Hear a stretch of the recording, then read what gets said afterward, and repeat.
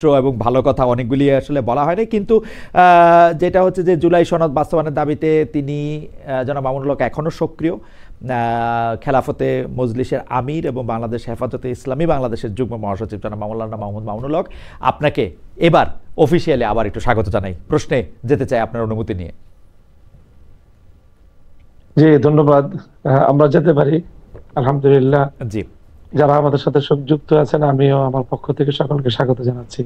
জি মামুন ভাই, আমরা আজকে জানি যে যে আমি আমি আমি আসলে যখন কারিগরি সংযোগটি প্রতিষ্ঠিত হতে চেষ্টা করছিল, তখন আমি বলছিলাম যে আজকে জাতির উদ্দেশ্যে প্রধান উপদেষ্টা ডক্টর মোহাম্মদ ইউনূস ভাষণ দিয়েছেন। সেখানে তিনি জানিয়েছেন জাতীয় সংসদ নির্বাচন ও গণভোট একই দিনে অনুষ্ঠিত হবে, কিন্তু আপনার স্পষ্ট দাবি ছিল গণভোট আগে হতে হবে, জুলাই সনদের সব বাস্তবায়ন করতে হবে, তারপর জাতীয় সংসদ নির্বাচন। এখন সরকারের সিদ্ধান্ত জাতীয় নির্বাচনের দিনই হবে যে গণভোট। এটা নিয়ে আপনার প্রতিক্রিয়া কি জনাব মোহাম্মদ মামুনুল হক? যে ইতিমধ্যে আমি আমার এবং আমাদের দলীয় প্রাথমিক তাৎক্ষণিক প্রতিক্রিয়া আমরা ব্যক্ত করেছি। আমরা মনে করি যে জুলাই সনদের বাস্তবায়নের যে গণভোট, সেই গণভোটকে জাতীয় নির্বাচনের দিনে একই সাথে আয়োজনের ঘোষণা দিয়ে জাতিকে হতাশ করা হয়েছে। এবং আমরা মনে করি যে এতে গণভোটের যে তাৎপর্য, জুলাই সনদের যে গুরুত্ব, সেটা অর্জিত হবে না। জুলাই সনদের প্রতি মানুষের যে মনোযোগ হওয়ার কথা, চারটা প্রশ্ন রাখা হয়েছে। এই প্রশ্নগুলো সাধারণ মানুষের অনুধাবন করা, উপলব্ধি করা, তারপরে মনোযোগ সহ সেই বিষয়ে নিজের মতামত ব্যক্ত করা, এই বিষয়গুলো জাতীয় নির্বাচনের সাথে যখন প্রতীক এবং প্রার্থীদের তুমুল একটা প্রতিযোগিতার মধ্য দিয়ে নির্বাচন অনুষ্ঠিত হবে, সেই ডামাডোলে আমরা মনে করি গণভোটের মতো, বিশেষ করে জুলাই সনদ বাস্তবায়নের মতো রাষ্ট্রের অন্যতম আগামীর রূপরেখা নির্ধারক এমন একটি বিষয়ের গণভোট আয়োজন করার কোনোভাবেই যথাযথ পরিবেশ নিশ্চিত করা যাবে না। এখন গণভোট জুলাই সনদ নিয়ে আপনাদের যে আন্দোলন চলমান ছিল, সেটা কি থাকবে নাকি স্থগিত করবেন? আপনাদের সিদ্ধান্তটা কি এই মুহূর্তে? না, এখানে আমাদের অনেকগুলো বিষয় ছিল আন্দোলনের। তার মধ্যে অন্যতম একটা ছিল যে সরকারি আদেশের মাধ্যমে, রাষ্ট্রীয় আদেশের মাধ্যমে জুলাই সনদের প্রাথমিক যে আইনি ভিত্তি প্রদান। আমরা যদিও প্রত্যাশা করছিলাম যে সরকারি অন্য কোনো আদেশের মাধ্যমে হবে, এরপরে যেভাবে আদেশ হয়েছে আমরা সেটিকে স্বাগত জানাই, যে একটি সরকারি আদেশ জারি হয়েছে। সেই আদেশ জারির মাধ্যমে জুলাই সনদের প্রাথমিক আইনি ভিত্তি হয়ে গেল। এটি প্রথম বিষয়। দ্বিতীয় বিষয় হলো যে আমাদের যে গণভোট জাতীয় নির্বাচনের আগে পৃথকভাবে চাওয়ার যে মূল লক্ষ্য এবং উদ্দেশ্য, সেক্ষেত্রে অনেকগুলো বিষয় ছিল। সেই বিষয়গুলোকে, এর মধ্যে গুরুত্বপূর্ণ অনেকগুলো বিষয়কেই প্রশ্ন আকারে যে গণভোটের চারটি যে পয়েন্ট ওখানে নির্ধারণ করা হয়েছে, তার মধ্যে বেশ কিছু বিষয় রয়েছে।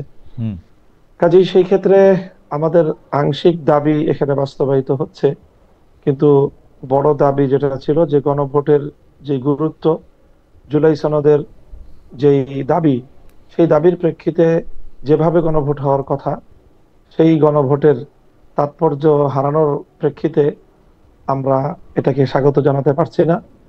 আমরা যেহেতু এই বিষয়টা আরো পর্যালোচনার বিষয়, দলীয় ফোরাম এবং 8 দল আমরা যারা আন্দোলনে আছি, এই বিষয়গুলো আমাদের 8 দলীয় ফোরামেও আলোচনা হয়ে তারপরে আমরা পরবর্তী একটা পদক্ষেপ বা আমাদের পরবর্তী ঘোষণা আমরা জাতির সামনে দিব ইনশাআল্লাহ।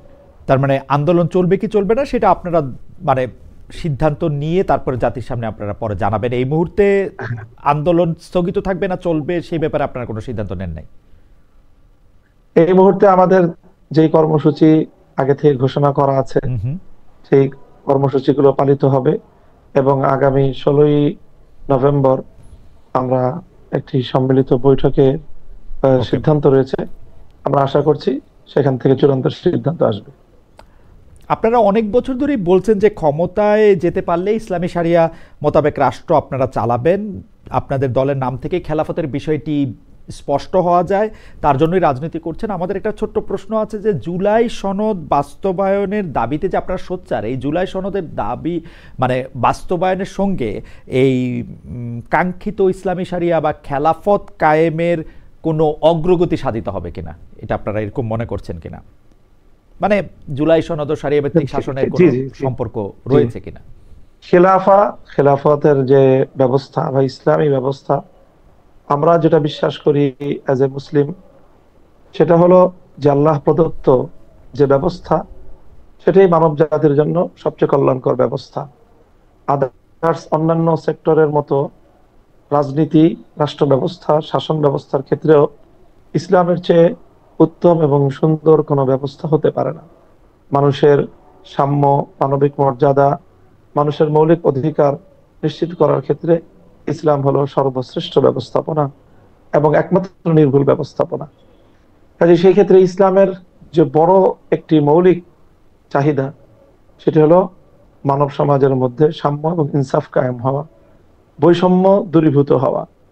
তো আমরা মনে করি যে জুলাই সনদের রাষ্ট্রীয় ভিত্তি প্রতিষ্ঠার মাধ্যমে তো একটা বৈষম্য বিদূরিত হওয়ার ক্ষেত্রে, ইনসাফ প্রতিষ্ঠার ক্ষেত্রে আমাদের এক ধাপ অগ্রগতি হবে। বিগত যে ৭২-এর বাংলাদেশের যে বন্দোবস্ত, রাজনৈতিক বন্দোবস্ত, সেটাকে আমরা চরম বৈষম্যপূর্ণ, ইসলামের প্রতি অনেক বেশি বিদ্বেষী মনোভাবাপন্ন আমরা মনে করি।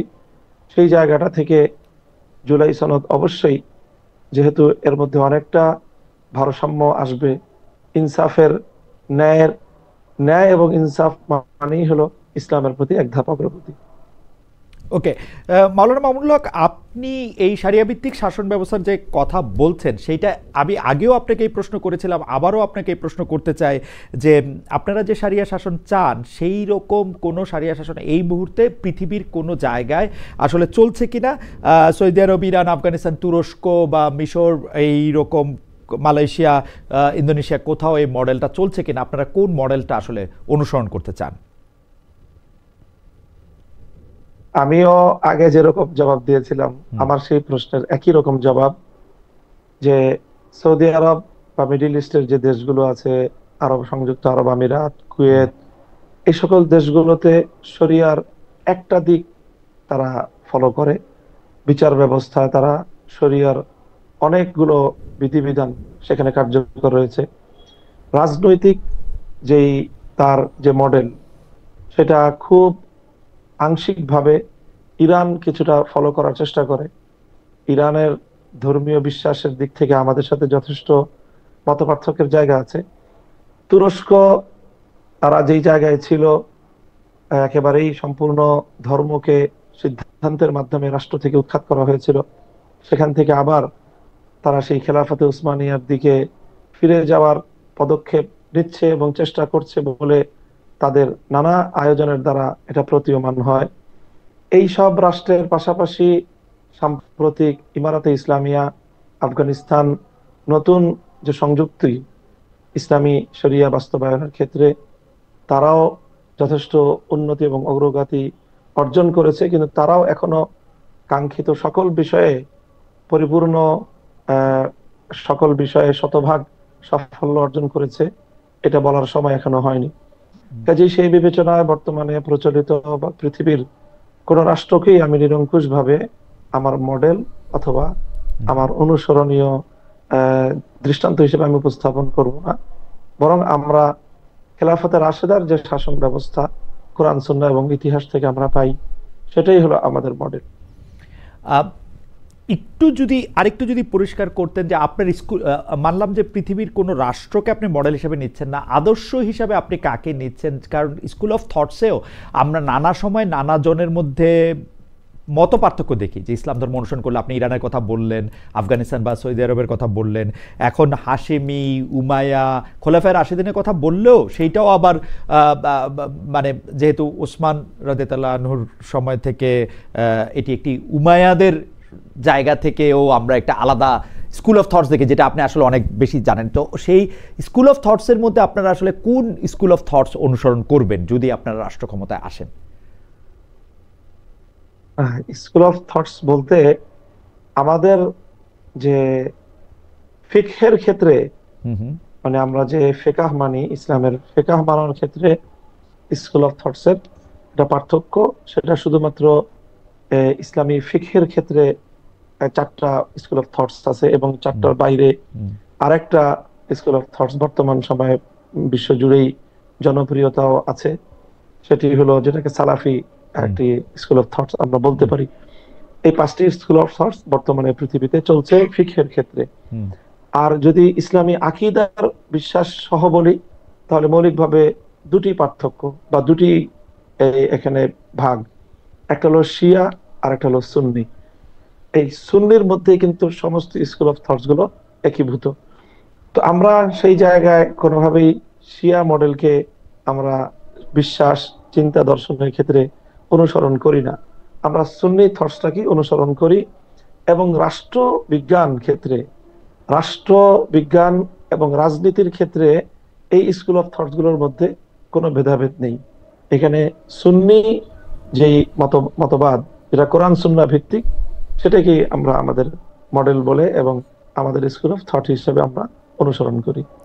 কিন্তু মাওলানা মামুনুল হক, কতগুলি জিনিসের ক্ষেত্রে স্পষ্ট মানে মাযহাবগত একদম পার্থক্য রয়েছে, যেমন হানাফি মাযহাবের সাথে শাফি মাযহাবের আসলে শাস্তি, দণ্ড, বিধি এগুলি নিয়ে কিন্তু আসলে পার্থক্য রয়েছে, যেটা আপনি আবারও বলি হ্যাঁ, মানে মালিকি বা হাম্বলির মানে হ্যাঁ, পার্থক্য রয়েছে। এই ক্ষেত্রে আপনি হ্যাঁ, কি? এটা আমি বলি, জি এই জায়গাটা আমি বলছি জি যে সেক্ষেত্রে আমি যেটা বললাম যে শাসন ব্যবস্থার মধ্যে শুধুমাত্র বিচার ব্যবস্থায় হুম বিচারিক যেই বিষয়গুলো, আদালতের বিষয়গুলোতে মাযহাবগত কিছু মতভিন্নতা রয়েছে। হুম হুম এবং সেখানে পৃথিবীতে যেই শরিয়া আদালতগুলো বর্তমানে পরিচালিত হচ্ছে, পাকিস্তানের শরিয়া আদালতের এক ধরনের প্রচলন আছে।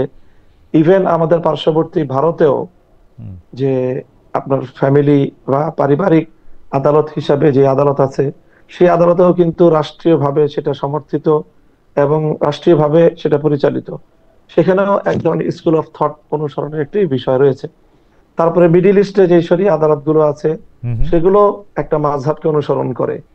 তুরস্কে তারা এক ধরনের মাযহাব অনুসরণ করে, হুম এবং আফগানিস্তানে তারা যে সম্পূর্ণ শরিয়া আদালত প্রতিষ্ঠা করেছে, তারা কিন্তু সেই শরিয়া আদালত সম্পূর্ণ হানাফি মাযহাব অনুযায়ী তারা পরিচালনা করে। হুম কাজেই এই শরিয়া আদালত পরিচালনার ক্ষেত্রে রাষ্ট্রের যে বিচার ব্যবস্থা থাকে, হুম সেই বিচার ব্যবস্থার এক ধরনের স্বাধীনতা আছে, যে কোরআন সুন্নাহর মূল যে আদর্শের উপর থেকে মাযহাবগত ব্যবধানের ক্ষেত্রে তারা শরীয়তের ফিকহের অন্যান্য মাসালার মধ্যে যেমন যে কোনো মাযহাব অনুসরণ করার মূলনীতি আছে, ঠিক সেই রকমই বিচারিক ক্ষেত্রে, আদালতের ক্ষেত্রেও যে কোনো একটি স্কুল অফ থট অনুসরণ করার মূলনীতি আছে। সেই মূলনীতিকে অনুসরণ করে আদালত সেটা অনুসরণ করতে পারে।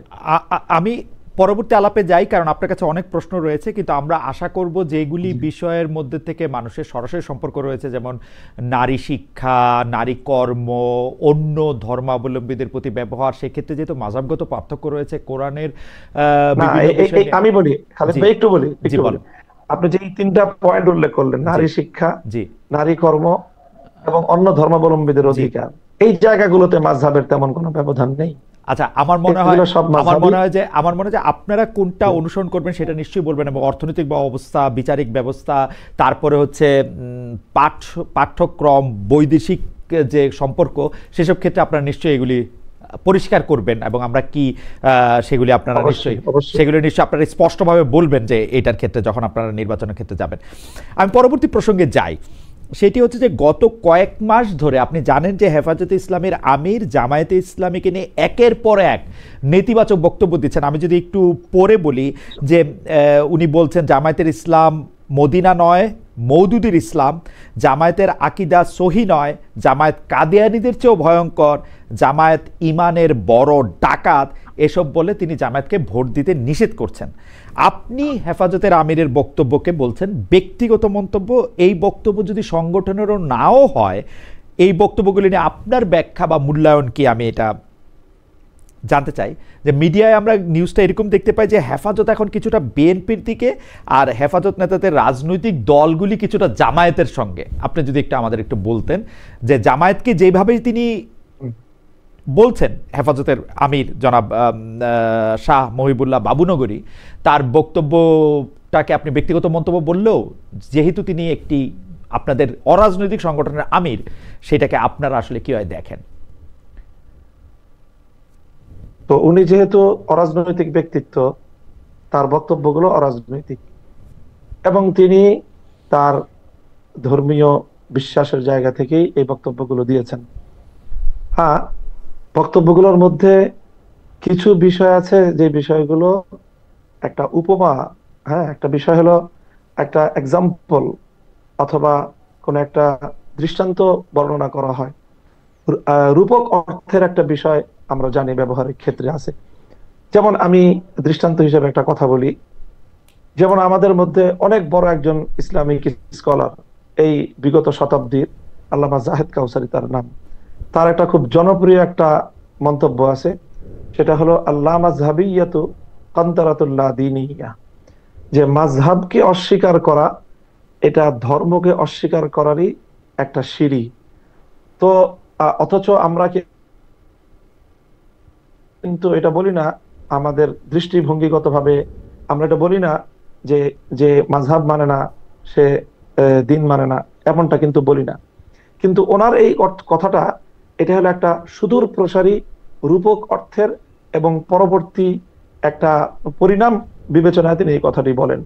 ঠিক তদ্রূপ আমিরে হেফাজতের যে মন্তব্যটি আপনি কোট করলেন, সেটি মূলত ওনার নিজস্ব মন্তব্য না, এটা আমাদের উপমহাদেশের একজন খ্যাতিমান আলেমে দ্বীন এবং এই পাক ভারত উপমহাদেশের, ভারত এই স্বাধীনতা, ইংরেজ বিরোধী স্বাধীনতা আন্দোলনের অন্যতম রূপকার হুসাইন আহমদ মাদানী, যিনি ভারতের অত্যন্ত প্রভাবশালী দারুল উলুম দেওবন্দের বড় মাপের একজন শাইখুল হাদিস, তার এই মন্তব্য যে তিনি বলেছেন, যেটা যে মওদুদী সাহেবের যে ওনার যে দৃষ্টিভঙ্গি ইসলাম সংক্রান্ত বিষয়ে, সেই দৃষ্টিভঙ্গিগুলো যদি পরিপূর্ণভাবে প্রতিফলিত হয়, তাহলে তার যে ফলাফলটা দাঁড়াবে, সেই ফলাফলটা অনেক ভয়ঙ্কর। তো যেহেতু কাদিয়ানি ফিতনাটা এটা একটা সীমিত পরিসরের মধ্যেই এটা সীমাবদ্ধ, কিন্তু মওদুদী সাহেবের তার যে চিন্তাধারাগুলো, সেগুলো ব্যাপক মানুষের মধ্যে আলোড়ন সৃষ্টিকারী, ব্যাপক মানুষের মধ্যে এটা জনপ্রিয়তা লাভ করেছে। সেই বিবেচনায় উনি বলেছেন যে মওদুদী মত এই কাদিয়ানি মতবাদ তো একটা গণ্ডিবদ্ধ কিছু মানুষকে বিভ্রান্ত করছে, কিন্তু মাওলানা মওদুদী সাহেবের যেই চিন্তাধারাগুলো ধর্ম সংক্রান্ত, ইসলাম সংক্রান্ত, ইতিহাস সংক্রান্ত, সাহাবীদের সংক্রান্ত, নবীদের সংক্রান্ত, সেই বিশ্বাসগুলো, এটার যে পরিণাম, যদি কেউ শায়েখ আমার একটা প্রশ্ন আছে, সেটা হচ্ছে কথাটা শেষ করে একটু এই কথাটা শেষ, এক মিনিট যে যদি কেউ এই বিশ্বাসগুলোকে ধারণ করে নেয়, তাহলে তার ফলাফল তার জীবনে অত্যন্ত ভয়াবহ ঘটতে পারে। ইতিমধ্যে বারবার কিন্তু জামাতে ইসলাম তারা এই কথা বলার চেষ্টা করে যে তারা সম্পূর্ণরূপেই মওদুদী সাহেবের সকল মতবাদকেই যে তারা অক্ষরে অক্ষরে বাস্তবায়ন করবে, এমন ঘটনা কিন্তু তাদের ঘোষণা তাদের পক্ষ থেকে নেই। তো সেই জায়গা থেকে আমিরে হেফাজতের বক্তব্য হলো মূলত মওদুদী সাহেবের চিন্তাধারা ব্যক্তিগত, এবং তার সেই চিন্তাধারাগুলি অনুসরণ করলে, কেউ ধারণ করলে তার যে ভয়াবহ ফলাফল ঘটতে পারে, সেই বিষয়ে সতর্কবাণী। আর আমরা যেই জায়গা থেকে কাজ করতেছি, সেটা হলো আমরা মনে করি যে ইসলামী রাজনৈতিক দল হিসাবে আমাদের প্রধান ফোকাস পয়েন্ট হলো যারা রাষ্ট্র ব্যবস্থায় ইসলাম চায় আর যারা রাষ্ট্র ব্যবস্থায় ইসলাম চায় না। যখন ইসলামিক রাজনৈতিক সংগঠন হিসেবে আমার অবস্থান, যারা রাষ্ট্র ব্যবস্থায় ইসলাম চায় তাদের পক্ষে আমাকে অবস্থান নিতে হয়। কাজেই এই জন্য যিনি রাজনীতি করেন আর যিনি রাজনীতি করেন না, তার মূল ফোকাস পয়েন্ট একটা হয় না কখনোই। আপনি আমার কাছে আপনার কাছে আমার যে প্রশ্ন ছিল যে সেটা হচ্ছে যে আপনি বলছেন যে উনি একজনকে কোট করে বা উদ্ধৃত করে একটা কথা বলছেন, সেক্ষেত্রে আপনি একটা উদাহরণও দিলেন, কিন্তু আপনি কি এটাকে এরকমই মনে করেন কিনা, আপনি কি এই কোটটা দিতেন কিনা? জনাব আল্লামা বাবুনগরী যেটাকে বলছেন, কাদিয়ানীরা ইমানের যত ক্ষতি করতে পারেনি জামায়াতে ইসলামী তার চেয়ে বেশি ক্ষতি করেছে। ইনি কাউকে কোট করছেন মানে তো তাকে আসলে এন্ডোর্স করছেন, তাই না? মানে এটা আরেকজনকে উদ্ধৃত করেও আমরা যখন একটা কথা বলি তার বক্তব্যের সাথে আমি একমত হয়ে বলি। আপনি এই বক্তব্যের সাথে কথাটা, জি, আপনি এই বক্তব্যের সাথে একমত না? তাহলে আমি এই বক্তব্যের সাথে একমত না, আমি কথা বলিনি। আমি সেই বক্তব্যের যে ব্যাখ্যা, সেই বক্তব্যের যে মূল উদ্দেশ্য, সেই উদ্দেশ্যটাকে আমি ব্যক্ত করলাম। এবং এই বক্তব্যটা আমাদের একজন অনুসরণীয় ব্যক্তির, এবং তিনি রাজনৈতিক দূরদৃষ্টি সম্পন্ন এবং ধর্মীয় স্কলার, কাজেই তিনি তার ধর্মীয় জায়গা থেকে এটার পরিণামের বিষয়ে সতর্ক করেছেন। আমরা জামাতে ইসলামের যারা আছে, মওদুদী সাহেবের ফলোয়ার, তাদেরকেও আমরা সতর্ক করার জন্য আমরা ওই কথা বলি যে এই বিষয়টা আপনারা যদি ভুল করেন তাহলে আপনারা এই ধরনের ক্ষতির মধ্যে পতিত হতে পারেন। আপনি কি মনে করেন যে আল্লামা মামুনুল হক, আপনি কি মনে করেন যে মওদুদী সাহেবের দেখিয়ে দেওয়া আদর্শ বা পথ বাদ দিলে জামায়াতে ইসলামী যে মানে কথা বলে সেই রাজনীতিতে তারা থাকবে, নাকি তাদের কিছু পরিবর্তনও করতে হবে যদি ব্যাপারটা শুধু মওদুদী সাহেবই হয়? হ্যাঁ, শুধু এখানে আমি জামাতে ইসলামের রাজনীতি সম্পর্কে আমার যে অবজারভেশন, সেটা হলো জামাতে ইসলাম অনেক ক্ষেত্রেই মওদুদী সাহেবের অনেক আদর্শকেই তারা অনুসরণ করে না। যারা মওদুদী সাহেবের একনিষ্ঠ ভক্ত, তাদের পক্ষ থেকে জামাতে ইসলামের ব্যাপারে এই ধরনের বড় ধরনের আপত্তিও আছে যে মওদুদী সাহেবের বেশ কিছু গুরুত্বপূর্ণ ফিলোসফি, তার বেশ কিছু দর্শন জামাতে ইসলাম রাজনীতিতে অনুসরণ করছে না। যেরকম জামাতে ইসলাম যেইভাবে গণতান্ত্রিক ধারাকে প্রমোট করছে, এটা মওদুদী সাহেবের মূল তার যে বক্তব্য, তার যে আদর্শ, সেটা থেকে অনেকে মনে করেন যে জামাতে ইসলামের বিচ্যুতি ঘটেছে। কাজেই সেই হিসাবে আমি বলতে চাই এই জায়গায় কিছুটা ব্যবধান আছে আর কি। আপনি যেহেতু গণতন্ত্রের প্রশ্নটা তুললেন, সেহেতু আমি একটু জানতে চেয়ে রাখি যে আপনি মানে খেলাফতে মজলিস গণতন্ত্র প্রশ্নটাকে কিভাবে ডিল করে? আসলে গণতন্ত্র বলতে আমরা যে মডেলটা দেখি, জামায়াতে ইসলামীও যে ধরনের গণতন্ত্রের কথা বলে, খেলাফতে মজলিসের ক্ষেত্রে গণতন্ত্রের প্রশ্নের উত্তরটা কি? আসলে খেলাফতে মজলিসের চোখে গণতন্ত্রটা কেমন? হ্যাঁ, আমরা আমরা আমরা গণতন্ত্রের মধ্যে তিনটা পার্ট করি। গণতন্ত্রের মধ্যে তিনটা পার্ট আছে। একটা পার্ট হলো বিশ্বাসের জায়গা, আরেকটা পার্ট হলো অ্যাপ্লিকেশনের জায়গা। অ্যাপ্লিকেশনের জায়গার মধ্যেও আবার দুইটা পার্ট আছে। আমরা তো গণতন্ত্রের যে সবচেয়ে জনপ্রিয় ডেফিনিশন আব্রাহাম লিঙ্কনের দেয়া, government of the people, by the people, for the people, এটাই আমরা জানি। তো এই যে গভর্নমেন্ট অফ দ্য পিপল, এটা হলো বিশ্বাসের জায়গা গণতন্ত্রের। এই জায়গাটা ইসলামের সাথে শতভাগ সাংঘর্ষিক। ইসলাম কখনোই রাষ্ট্রের, জনগণের, কারোরই নিরঙ্কুশ সার্বভৌম ক্ষমতাকে স্বীকার করে না। ইসলামের লা ইলাহা ইল্লাল্লাহ যে ব্যক্তি বিশ্বাস করবে, ইসলামের সেই প্রথম কালেমার সাথেই গভর্নমেন্ট অফ দ্য পিপলের সরাসরি সংঘর্ষ। কাজে আমরা মনে করি না যে গভর্নমেন্ট অফ দ্য পিপল, জনগণের যেটা চাইবে, যা চাইবে সেটাই আইনে পরিণত হবে, বিষয়টা এমন নয়। বরং সমস্ত মানুষ মিললেও, তারা ঐক্যবদ্ধ হলেও, একমত হলেও আল্লাহর কোন আইনের বিপরীত তাদের কোনো আইন করার অথরিটি বা সেই অধিকার তাদের নেই। এই জায়গাটা গণতন্ত্রের সাথে সম্পূর্ণ আমরা ডিফার করি। ফর দ্য পিপল যেটা, এটা গণতন্ত্র যেটা বলে যে সরকার বা রাষ্ট্র জনগণের কল্যাণে কাজ করবে, এটার মধ্যে ইসলামের সাথে গণতন্ত্রের সাথে কোনোই ব্যবধান নাই, শতভাগ মিল আছে। বাই দ্য পিপলের যে জায়গা, সেটা ইসলামের একটা ভিন্ন ফর্মুলা আছে, গণতান্ত্রিক নির্বাচন ব্যবস্থার একটা ভিন্ন ফর্মুলা, সেটা শতভাগ ইসলামের সাথে মিলে না। তো আমরা শুধুমাত্র বাই দ্য পিপল, যে জনগণ, নির্বাচন যে পদ্ধতি গণতন্ত্রের, আমরা মন্দের ভালো হিসাবে গণতন্ত্রের নির্বাচন ব্যবস্থাটাকে আমরা অল্প সময়ের জন্য বা সাময়িক সময়ের জন্য বিকল্প ভালো কোনো ব্যবস্থা না থাকায় আমরা গণতান্ত্রিক নির্বাচন পদ্ধতিকে আমরা অনুসরণ বা সেটাকে আমরা প্রয়োগ করছি বা সেটাতে অংশগ্রহণ করছি, বিষয়টা এতটুকু। আপনার কি এই ক্ষেত্রে ইরানে যেটা চলে বা শিয়ারা যেটা দ্বাদশ ইমামীয় মতবাদের মধ্যে দিয়ে যারা এটা এগিয়ে আসছে, মানে স্টার্টিং ফ্রম আলী রাদিয়াল্লাহু আনহু, তারপরে হাসান হোসেন জয়নাল আবেদিন, মির্তকি মিন্নকি হয়ে তারপরে এটা হয়ে যে 12 ইমামীয় যে মতবাদ, যে ইমাম সাহেব তার একটা খেলাফত বা বায়াত দিয়ে যাবেন, আপনারা কি ওইটাতে আস্থা রাখতেছেন বা ওইরকম একটা কিছু না করবেন? না না না, সেটাকে তো আমরা সঠিক মনে করি না। তাদের যে শিয়াদের যে ইমামতের যে বিশ্বাস, হুম। সেটা একদম আমাদের মৌলিক প্রিন্সিপালস গুলির সাথে সাংঘর্ষিক।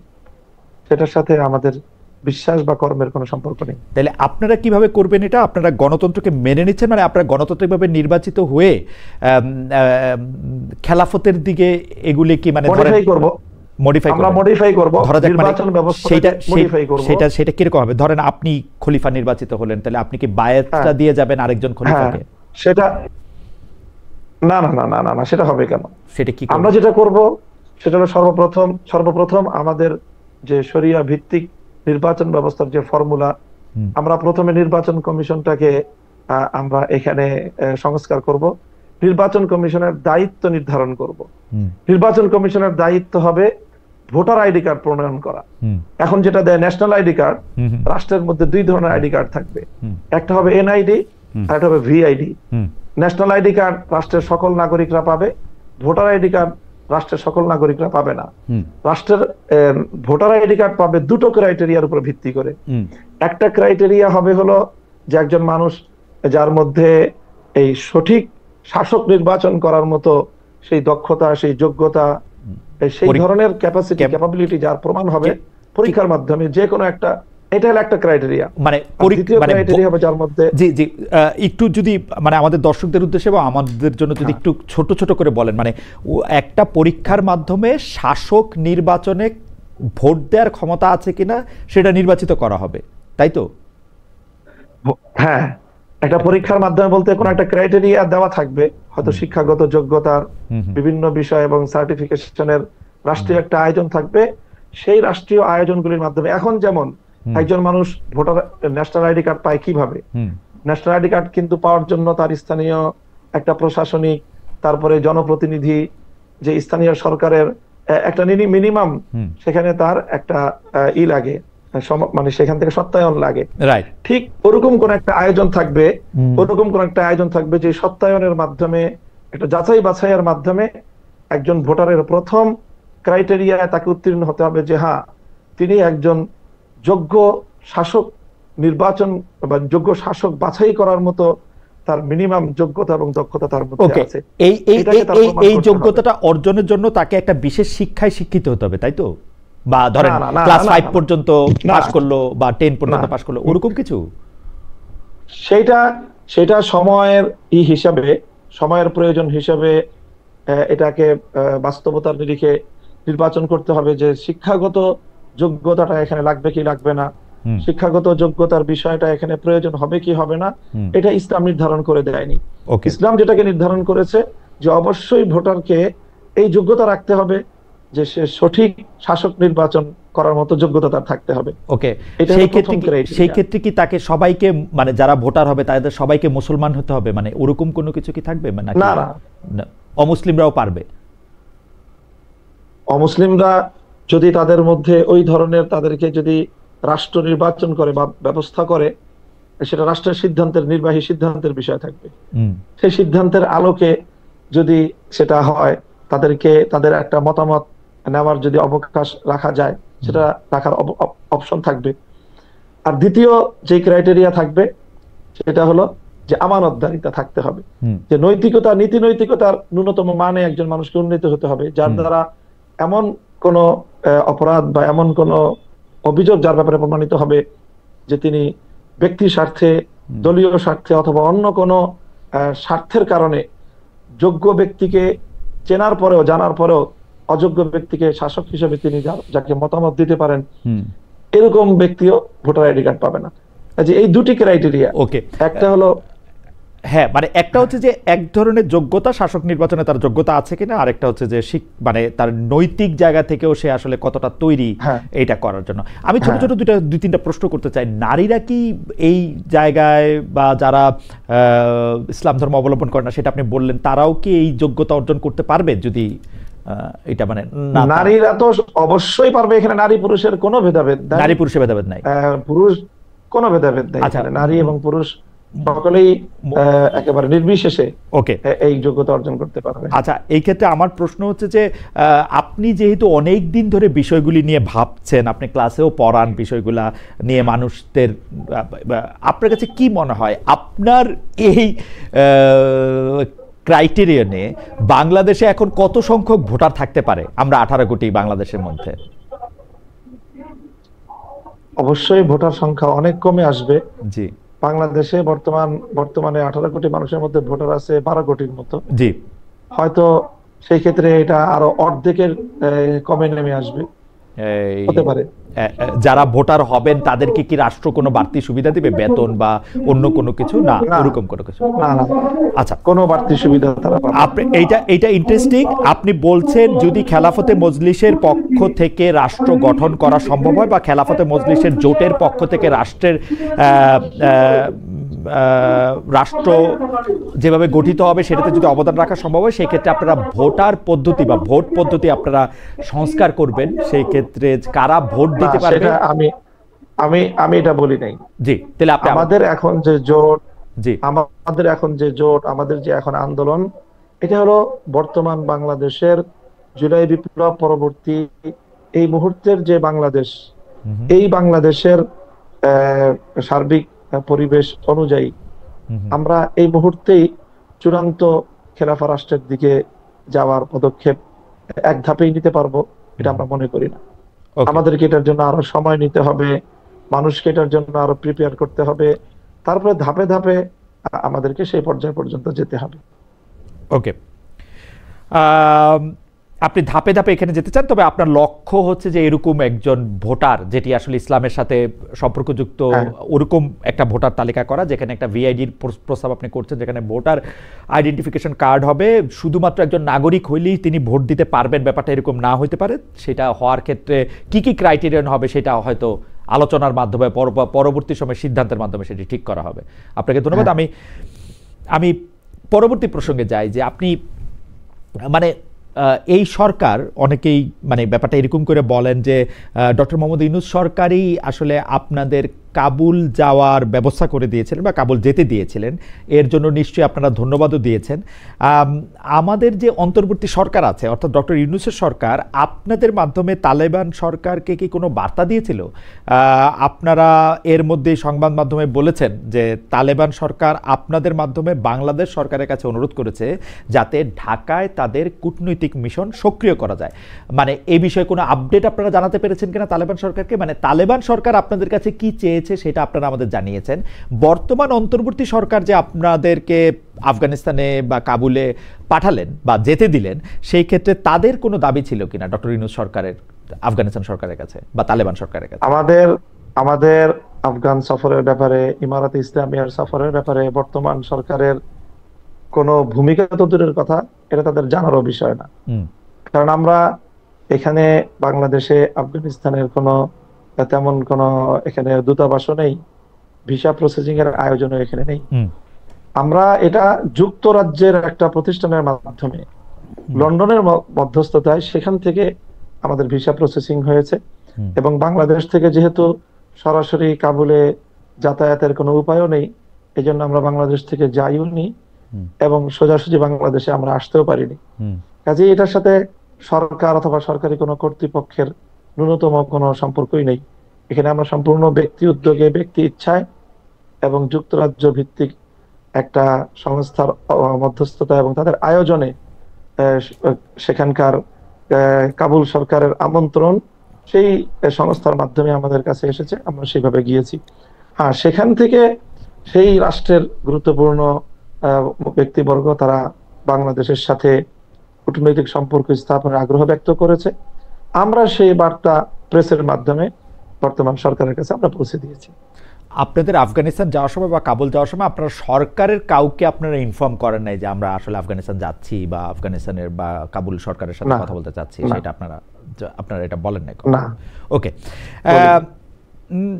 তো আপনাদের যে অনুরোধ আপনারা সরকারের কাছে পৌঁছে দিয়েছেন যে কূটনৈতিক মিশন করা যায় কিনা, সেই ব্যাপারে সরকার আপনাদের কিছু জানিয়েছেন? মানে কোনো আপডেট আছে সে ব্যাপারে?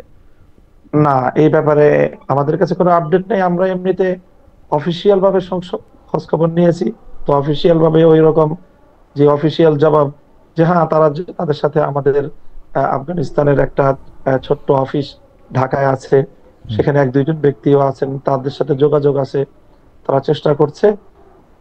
এবং এটাও যে বাংলাদেশের পররাষ্ট্র উপদেষ্টা বিভিন্ন সফরে আফগানিস্তানের সেখানকার পররাষ্ট্র দপ্তরের কর্মকর্তাদের সাথে কথোপকথন হয়। বাংলাদেশের সাথে Kabul Dhaka chamber of commerce অথবা ব্যবসা বাণিজ্যের একটা লিঙ্ক তৈরি হওয়ার বিভিন্ন ধরনের কার্যক্রম অনেকেই করছে। পররাষ্ট্র মন্ত্রণালয় থেকে এইরকম তথ্য আমরা পেয়েছি। এর বাইরে সরকারের পক্ষ থেকে বিশেষ কোনো উদ্যোগ নাই।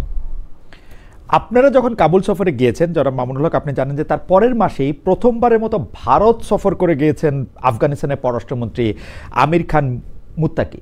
এবং আপনি জানেন যে কাবুল ও দিল্লির মধ্যে সম্পর্ক ব্যাপক উন্নয়ন হচ্ছে, বিপরীতে আফগানিস্তান ও পাকিস্তানের মধ্যে সীমান্তে প্রায় যুদ্ধাবস্থা তৈরি হচ্ছে, আহত নিহত হচ্ছে, ইদানিং তাদের সমঝোতা আলোচনাও ব্যর্থ হচ্ছে। বিশ্বাসের দিক দিয়ে তালেবান এখন ব্র্যান্ডিং করতে চাইছে পাকিস্তান নয়, ভারতের দেওবন্দ তাদের মানে যদি আমরা বলি উৎস। সার্বিক পরিস্থিতি নিয়ে কি বলবেন? মানে আমরা বাংলাদেশেও, পাকিস্তানে তো বটেই, আমরা কিন্তু আফগানিস্তানের সাথে একটা স্বাভাবিক কূটনীতিক সম্পর্ক আমরা দেখতে পাচ্ছি না। আপনার আসলে লন্ডনের একটা বা যুক্তরাজ্যের একটা সংস্থা, আমি ধরে নেই যে সেটা একটা বেসরকারি সংস্থায়, তাদের মধ্যে আলোচনা করে, অথচ আফগানিস্তানের পররাষ্ট্রমন্ত্রী তিনি ভারত সফর করে গেছেন এবং আমি যতদূর দেখতে পেয়েছি তিনি বেশ মানে সম্মান, আদর, ভালোবাসা এবং অনেক গুরুত্বও পেয়েছেন। এই ব্যাপারটা নিয়ে আসলে এটা অবশ্যই আমার বাংলাদেশের দুর্বল পররাষ্ট্র ব্যবস্থা নীতির কথাই আমি বলবো, যে ভারতের মতো রাষ্ট্র যেইভাবে তারা তাদের রাষ্ট্রীয় সিদ্ধান্ত রাষ্ট্রের স্বার্থের জায়গা থেকে তারা ইন্ডিপেন্ডেন্টলি নিতে পারে, আমাদের বাংলাদেশ সেই স্বাধীনভাবে আমাদের পররাষ্ট্র বিষয়ক সিদ্ধান্তগুলো তারা নিতে পারে না। তারা এখনো সেই পশ্চিমা বিশ্বের ভয়ে ভীত সন্ত্রস্ত, যে কি বলবে না বলবে, এর একটা বিষয়। আর ভারত এবং পাকিস্তান প্রসঙ্গ যেটা আপনি বলেছেন, ভারতের দেওবন্দ প্রসঙ্গ আপনার যেটা বলেছেন, সেটা হলো যে দেখেন, এইটার মধ্যে দেওবন্দ প্রসঙ্গের মধ্যে ভারত পাকিস্তানের সম্পর্ক না। দেওবন্দ আমাদের ভারত, পাকিস্তান, বাংলাদেশ, আফগানিস্তান, এই টোটাল যে দক্ষিণ পূর্ব এশিয়া, এই এশিয়া মহাদেশ, এই এশিয়া দক্ষিণ পূর্ব এশিয়া সাবকন্টিনেন্টালে আমাদের যে আমরা যে ধর্মের যে স্কুল অফ থট বা যেটাকে আমরা চর্চা করি আমাদের, সেটার মূল প্রাণ কেন্দ্র হলো দারুল উলুম দেওবন্দ বিগত 150 বছর ধরে। সেই জায়গা থেকে আমরা বাংলাদেশি যারা আছি কওমি মাদ্রাসার, আমরা আমাদের অপর পরিচয় হলো আমরা দেওবন্দি। ঠিক একইভাবে আফগানিস্তানে বর্তমানে যারা রাষ্ট্র পরিচালনা করছে ইমারতে ইসলামিয়ার সরকার, এটা টপ টু বটম পূর্ণটাই দেওবন্দি কওমি চিন্তার অধিকারী। এই জন্য তারা বলেছে যে তাদের প্রাণকেন্দ্র দেওবন্দ। পাকিস্তানের আলেম ওলামা যারা আছেন, পাকিস্তানের ধর্মীয় গোষ্ঠী আমাদের যারা আছেন, তাদেরও কিন্তু সকলের উৎস হলো দেওবন্দ। কাজে দেওবন্দকে যে মূল উৎস ধরা হয়, এটা শুধু আফগানিস্তানের জন্য না, সেটা পাকিস্তানের জন্য, আফগানিস্তানের জন্য, বাংলাদেশের জন্য এবং ভারতের জন্য। এটা ভিন্ন বিষয়।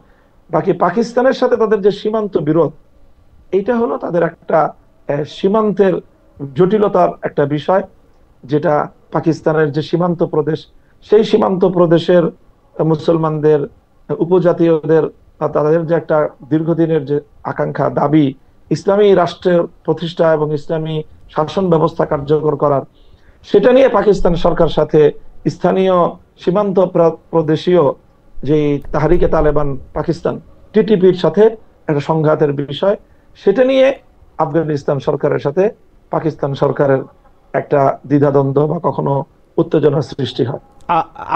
সীমান্ত উত্তেজনা বলবো। আপনার কাছে এইটা নিয়ে একটু বিশ্লেষণ আমি জানতে চাই, যে মোদী সরকার যেখানে ঘোষিতভাবে বা তার অবস্থানগত কারণে যারা মুসলমানদের জন্য ঠিক মানে বৈষম্যহীন সরকার না, আমি যদি সবচেয়ে ভদ্রভাবেও বলি, সেই মোদী সরকার তালেবান সরকারের সাথে ঘোষণা দিয়ে তালেবান সরকারের সাথে তার আলাদা মানে এক ধরনের মানে কি বলবো ভালোবাসা সম্মানের সম্পর্ক করতে চাইছে। এটা কারণ কি বলে মনে হয়? তালেবানরা সেটাতে মানে তালেবান সরকার সেটাতে আবার সাড়াও দিচ্ছে। মানে একটা আফগানিস্তানে পররাষ্ট্রমন্ত্রীর সফর তো ছোট ঘটনা না আসলে, কারণ এই পৃথিবীর কয়টা দেশ আফগানিস্তানের পররাষ্ট্রমন্ত্রীকে হোস্ট করবে, এমনকি মুসলমান দেশগুলিও, সেটা কিন্তু আসলে হাতে গোনা। সেই ক্ষেত্রে ভারত এটি করছে, মানে মোদী সরকার এবং তালেবান সরকারের এই বন্ধনটাকে আপনি আসলে কিভাবে দেখেন? এটা হলো বর্তমানে এই পৃথিবীতে রাষ্ট্রীয় স্বার্থের বিষয় সম্পূর্ণ, আমি মনে করি। আফগানিস্তান এখন এমন একটা জায়গায় অবস্থান করছে যে সেটা একটা বিকাশমান একটা রাষ্ট্র, এবং এই দক্ষিণ এশিয়ায় উদীয়মান একটা বড় ধরনের শক্তি উত্থান ঘটতে যাচ্ছে, অর্থনৈতিক শক্তি হিসেবেও তাদের উত্থান ঘটবে।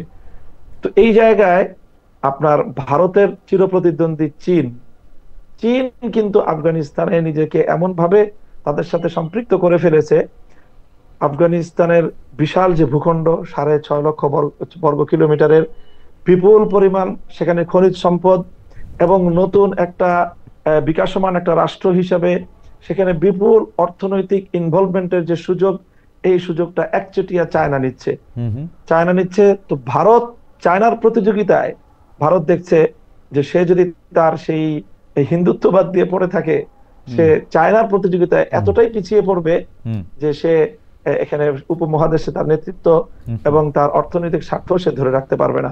আমি মনে করি এটা উপমহাদেশীয় আঞ্চলিক যে আধিপত্যের স্বার্থ, অর্থনৈতিক স্বার্থ এবং ভারত চায়নার যে দ্বৈরথ, সেই স্বার্থের ভিত্তিতেই ভারত এটা করেছে।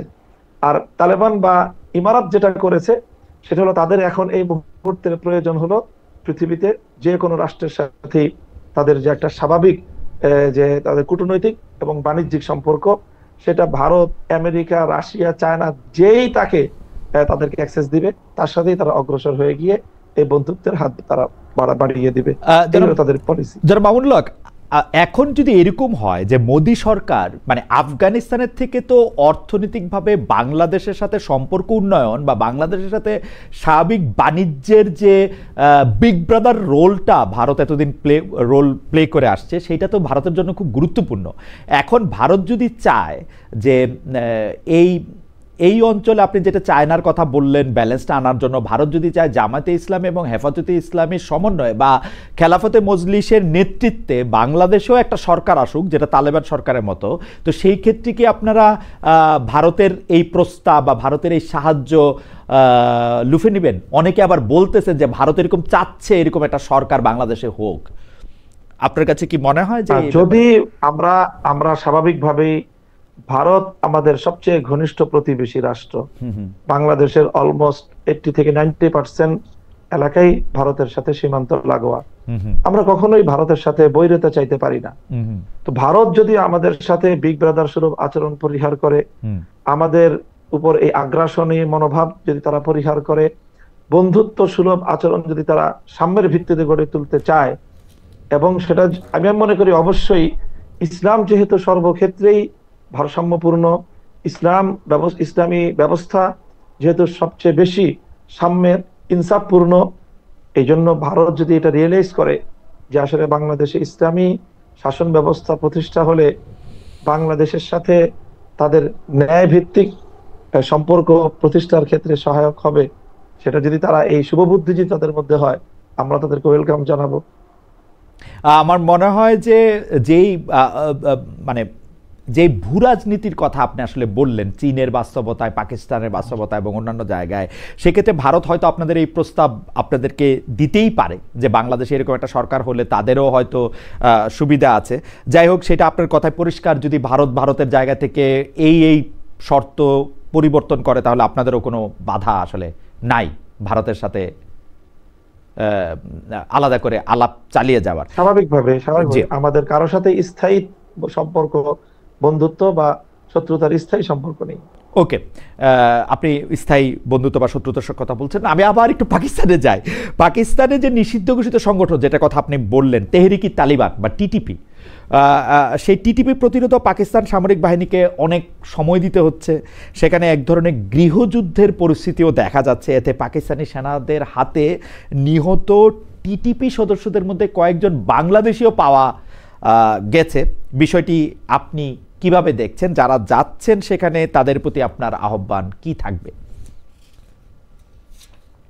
এখানে এই জাতীয় কার্যকলাপ পরিচালিত হয় বাংলাদেশ। দেখেন, পাকিস্তানে কিন্তু অনেক বাংলাদেশি এমনিতেই বসবাস করে থাকে। তারা হুম, তারা বংশীয়ভাবে বাংলাদেশি হলেও দেখা যায় যে তারা দীর্ঘদিন ধরে পাকিস্তানে বসবাস করছে। এরকম বিভিন্ন বিচ্ছিন্ন জায়গা থেকে, শুধু বাংলাদেশ নয়, পৃথিবীর অনেক রাষ্ট্র থেকেই আফগান জিহাদ চলাকালীন সময়ে অনেক মুজাহিদরা সেখানে একত্রিত হয়েছে। সবচেয়ে বেশি আরব মুজাহিদ, আরব বিশ্ব থেকে সবচেয়ে বেশি মানুষ সেখানে এসেছে। ইউরোপ আমেরিকা থেকেও উল্লেখযোগ্য পরিমাণ এসেছে। আমাদের বাংলাদেশের তুলনায় ইউরোপ এবং আমেরিকার আপনার সেখানে যোদ্ধার সংখ্যা অনেক বেশি হবে। কাজে সেই ক্ষেত্রে আমি মনে করি না যে ক্ষেত্রে বাংলাদেশের সাথে এই বিষয়টার কানেকশন খুব শক্তিশালী কোনো কিছু। আ- আ- মানে আমাদের প্রশ্ন ছিল যে আপনি কি ওই টিটিপির হয়ে পাকিস্তানের এই যুদ্ধটাকে, যদি বাংলাদেশের কোনো তরুণরা যেতে চায় তাহলে সেই ক্ষেত্রে আপনি আহ্বান জানাবেন, মানা করবেন, নাকি আপনার অবস্থাটা কি হবে? মানে আপনি কি এটাকে একটা ন্যায় সঙ্গত ব্যাপার মনে করেন কিনা না, টিটিপি? এখানে এখানে আমরা যেহেতু পাকিস্তানের যে রাষ্ট্রের বিশেষ করে আলেম সমাজ যারা, হুম, তারা এই পাকিস্তান রাষ্ট্রের ভিতরে অন্তর্ঘাতমূলক এই কার্যক্রম গুলোকে তারা সমর্থন করছেন না হুম, হুম, ব্যাপকভাবে। হুম, হুম, কাজেই আমরা দূর থেকে আমাদের সম্পূর্ণ সেই বিষয়টা অ্যানালাইসিস নেই যে তারা আসলে কিভাবে কাজগুলো করছে। আমরা সেখানকার আমাদের নির্ভরযোগ্য আলেম সমাজের মতামতের উপরে আমরা আস্থা রাখতে চাই, এবং সেই ক্ষেত্রে আমরা বলি যে পাকিস্তানের মতো একটা রাষ্ট্রের ভিতরে অন্তর্ঘাতমূলক এই ধরনের সশস্ত্র তৎপরতা এটি কোনোভাবেই কাম্য নয়। আমাদের একজন দর্শক মন্তব্য করেছেন যে আপনি তো আসলে ঐতিহাসিকভাবে ভারতের বিরোধী একটা আপনার অবস্থান সবসময় ছিল, সে অবস্থান কোনো পরিবর্তন হয়েছে কিনা আপনি চাইলে উত্তর দিতেও পারেন, নাইলে আমরা পরের প্রশ্নে যাই। না, আমাদের সেই অবস্থায় কোনো পরিবর্তন হয় নাই। যতদিন ভারত আমাদের প্রতি, ইসলামের প্রতি তার এই বিমতা সুলভ আচরণ বন্ধ না করবে, ততদিন পর্যন্ত ভারত বিরোধী আমাদের এই মনোভাব এবং অবস্থান আপনার অব্যাহত থাকবে। আপনার কাছে এই প্রশ্নে আবার একটু মনে হয় যে আপনার কাছে কি এরকম মনে হয় কিনা যে ভারত একটা পিক অ্যান্ড চুজ করে, যেমন মানে এই মুহূর্তে আফগানিস্তানের চেয়ে বড় ইসলামিক শরিয়া মানা দেশ তো আসলে নাই, যেই কারণে অনেক দেশই তো তাদের সাথে তাদের একটা ভালো সম্পর্ক থাকবে, পাকিস্তানের সাথে থাকবে না, বাংলাদেশের সাথে অন্যরকম হবে। সেটা কি মনে হয় আপনার? এবং আপনি আবার এটাও বলছেন যে তারা যদি মনে করে ভূরাজনীতির ক্ষেত্রে তারা বাংলাদেশকে পাশে পেতে হলে তারা এই রকম একটা শাসন দরকার, সেক্ষেত্রে আপনারাও খুব আপত্তি করবে না। এটা ভারতের এই অবস্থানটাকে আপনি আসলে কিভাবে দেখেন, যে মানে at the end of the day ভারতের জন্য কি শুধু আসলে রাজনীতিটাই মুখ্য, এসব হিন্দু মুসলমান এগুলি আসলে কোনো বড় ব্যাপার না? হ্যাঁ, হ্যাঁ, আমি এটাই মনে করি যে মোদির রাজনীতিও এটাই।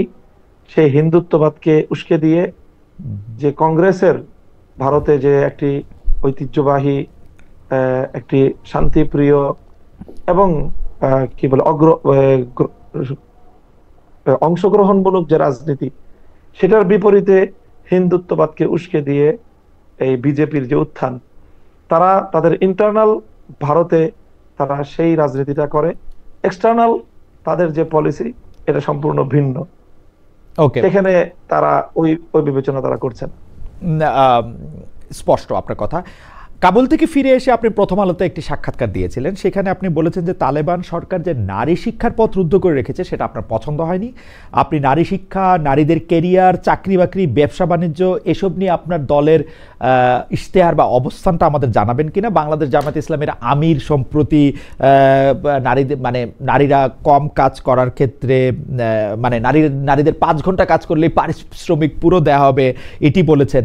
এই বক্তব্য নিয়ে আসলে কি বলবেন? যে মনে হচ্ছে জামাতে ইসলামী একটা অবস্থান নিচ্ছে যাতে নারীরা কম কাজ করে তুলনা, কারণ 5 ঘন্টা কাজ করলে তো আসলে কারো পক্ষেই, কোনো কোম্পানির পক্ষেই আসলে তাকে নেওয়া খুব লাভজনক হবে না। আপনার অবস্থাটা কি যদি আমরা একটু বলতেন? হ্যাঁ, এখানে এখানে বক্তব্যের দুটো দিক আছে। এ- এই 5 ঘন্টায় তাদেরকে পূর্ণ বেতন দেওয়ার যে বিষয়, এখানে নারীর জন্য লাভবান হওয়ার আবার ক্ষতিগ্রস্ত হওয়ার দুটি কিন্তু দিক আপনার বক্তব্যেই চলে আসলো এবং আছে হুম, বিষয়টা, এবং এটা রিয়েল। তো আমরা মনে করি যে আমরা এই মুহূর্তে আহ, নারীদের কর্মসংস্থান এবং নারীরা নারীর কর্মক্ষেত্রে তাদের সুযোগ সুবিধার বিষয়ে একেবারে একেবারে চূড়ান্ত কোনো কথা আমি এই মুহূর্তে বলছি না। আমি যেটা বলছি যে অবশ্যই আমাদের যতটুকু সক্ষমতা সেটা অবশ্যই নারী বান্ধব, নারীদের সর্বোচ্চ সম্মান এবং নিরাপত্তা। আমরা এই দুটো বিষয়ে প্রাধান্য দেওয়ার চিন্তা করি, সম্মান এবং তার নিরাপত্তা। নারী যেন অর্থনৈতিকভাবে নিরাপদ থাকে, নারী যেন কোথাও কর্ম করতে গিয়ে সম্মান হানি তার না হয়, তার নিরাপত্তা বিঘ্নিত না হয়। এই জন্য রাষ্ট্র কাঠামোর ক্ষেত্রে একটা বড় ধরনের পরিবর্তন আনা আমরা প্রয়োজন মনে করি। সেজন্য শিক্ষাঙ্গন থেকে সকল ক্ষেত্রে নারীদের জন্য যে সেপারেট ব্যবস্থাপনা, ভিন্ন ব্যবস্থাপনা, সেই জাতীয় ব্যবস্থাপনাকেই আমরা প্রায়োরিটি দিই। তৈরি পোশাক শিল্পের ক্ষেত্রে যে এখন প্রায় 50, কম বেশি হতে পারে, 50 লাখের মতো নারী শ্রমিক আছেন, মানে যদি আমরা ব্যাকওয়ার্ড লিঙ্কেজগুলিও ধরি, তারা কি যেভাবে এখন কাজ করতেছেন সেভাবেই কাজ করতে পারবেন আপনার পছন্দ মতো বা আপনি সরকারের নেতৃত্বে থাকলে? অবশ্যই তারা শুধু এভাবে না, তাদের এখন বেশ কিছু বড় বড় সমস্যা আছে। নিরাপত্তার সমস্যা, তাদের হ্যারাসমেন্টের সমস্যা, এই সমস্যাগুলো রাষ্ট্রের বড় ধরনের এখানে আমি মনে করি ইনভলভমেন্ট দরকার। এবং রাষ্ট্রের পক্ষ থেকে এই যে নারীদের যে কর্মসংস্থানগুলো, সেখানে দুর্ঘটনা ঘটলে নারীরা স্বাভাবিকভাবেই এই দুর্ঘটনা ওভারকাম করার জন্য বা সেখান থেকে নিরাপদে সরে আসার জন্য পুরুষদের মতো তাদের সেই ক্যাপাবিলিটি থাকে না। এই জাতীয় বিষয়গুলি আরো নিরাপদ হওয়া দরকার। নারী শ্রমিকদের সেখানে পুরুষ সুপারভাইজারদের দ্বারা নানাভাবেই তারা নিগৃহীত হয়, হয়রানির শিকার হয়। সেই বিষয়গুলোর ক্ষেত্রে একটা রাষ্ট্রীয় নির্দেশনা থাকা দরকার এবং সেটার একটা সুপারভাইজিং দরকার। এই জাতীয় বিষয়গুলো আমরা নিশ্চিত করে নারীদের জন্য গার্মেন্টস সেক্টর সহ ইত্যাদি ক্ষেত্রে নিরাপদ এবং উত্তম কর্মসংস্থানের বিষয়টা আমাদের হাতে আমরা সুযোগ পেলে এটাকে আরো সম্প্রসারিত করব। আপনারা এই ক্ষেত্রে কি তালেবান মডেলটা ফলো করবেন, যে আপনারা নারীদের কম কাজ করার ক্ষেত্রে উৎসাহিত করবেন, যে নারীরা কম কাজ না করুক? কারণ মানে এই প্রশ্নটা আপনাকে বলা একটা দ্বিরুক্তি, কারণ আপনি স্পষ্ট বলেছেন যে আপনি আসলে ওটা ওদের পছন্দ করেন নাই, ওদের সিস্টেমটা। না, আমি বলি এটা আমার মনে হচ্ছে যে ইমারাতের আফগানিস্তান সম্পর্কে এটা একটা ভুল বার্তা। তারা কিন্তু নারী দৃষ্টিভঙ্গিগত ভাবে তারা কিন্তু নারীর কর্মসংস্থানের বিরোধী না। তারা হলো সৌদি বা আরব বিশ্বের যে মডেলটা আছে এই ক্ষেত্রে তারা সেটা ফলো করতে চাচ্ছে, যে আরব বিশ্বে কিন্তু ব্যাপকভাবে নারী শিক্ষার আয়োজন আছে এবং উন্নত আয়োজন, ব্যবস্থাপনা, সব সুন্দর ব্যবস্থাপনার মাধ্যমেই তারা সেটা করতে চাচ্ছে। তো আমি সেই জায়গাটাতে আমার কথা সেটাই, যে বাংলাদেশেও আমরা সব বিষয়ে এখানে যদি আমরা অ্যাপেল টু অ্যাপেল তুলনা করি, যেমন সৌদি আরবে একজন নারী কিন্তু কাজ করতে পারে, একইভাবে আফগানিস্তানে কি একজন নারী কাজ করতে পারে? সৌদি আরবে একজন নারী গাড়ি ড্রাইভ করতে পারে, আফগানিস্তানেও কি একজন নারী গাড়ি ড্রাইভ করতে পারে?